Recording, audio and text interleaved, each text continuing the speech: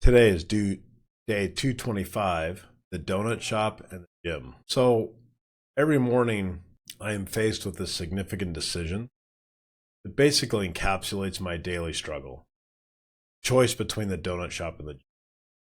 This decision has become a literal and figurative symbol of my commitment to choosing life over death. A few blocks from my home, there's a gym. And ironically, right next door to that gym is a donut, tempting me with its sugary lights. As I pull into the parking lot, this contrast is stark and unavoidable. Some days I notice people choosing both, but this daily choice has led me to a profound realization that I developed in my early 20s. Every morning when you wake up and look into the mirror, truth is fluid, shaped by choices. This is a radical concept, and your instinct might be to dismiss it. However, hear me out. I had the same reaction when I was younger. Before I delve deeper, let me lay the ground. When I was growing up, a book that was popular amongst us aspiring college hippies was Journey to Ixtlan by Carlos Castaneda. In this book, Castaneda interviews a character named Don Juan, who teaches him about the ways of his tribe.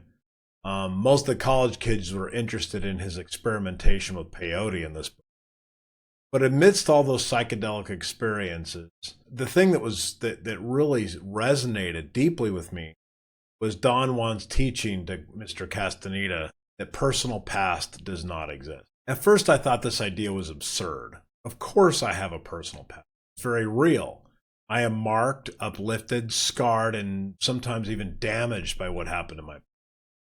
However, Don Juan emphasizes that one's personal past cannot cloud the ability to see and understand the present. As I've grown older, I've come to realize the truth in this. That personal past is indeed something that happened, but it no longer exists in the present moment. The events of the past are gone forever. Not recreate, relive, or repeat them. The only thing you truly have is what is staring back at you each morning when you look in the mirror. Rejecting the personal past is not giving up on heritage, ancestry. It's about recognizing that the only real power that you possess is to live fully in the present. This concept of having no personal past prepared me for a talk I listened to by a retired medical doctor. He was speaking to try to motivate a group of young men like myself by sharing a testimony about the true aims of his life. Despite his age, he emanated this real spiritual strength that was very palpable. He had this powerful gaze that commanded his full attention, your full attention. During this talk, he made this audacious claim. He says, when you wake up in the morning and you look in the mirror, nothing is true anymore. It's all gone. Every day, you must prove to yourself anew that what you hold sacred remains true. Frankly, I did not understand this at all at the time. It hung in the air, confused me and those around me.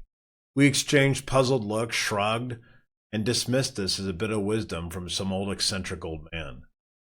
However, as I get closer to being that old guy myself, I realize that this man was imparting a pearl of profound wisdom.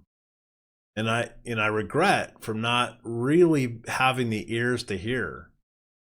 If I had truly listened, I would have understood the importance of keeping the most vital aspects of my life front and center. I would have known to carry only the precious baggage, and everything else merely weighs you down.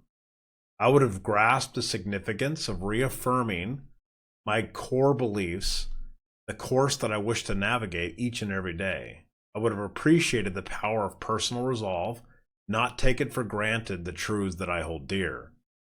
So every day when you look in the mirror, you must acknowledge that you need to prove once again that what you believe at your core remains true, remains strong, remains important, and still deserves your undivided attention. So I will not walk into that donut. Instead, I will choose the gym, reaffirming my decision every morning. I will choose life over death, truth over lies. I will live in the moment and refuse to let my personal past anchor me to long-held biases. Thank you.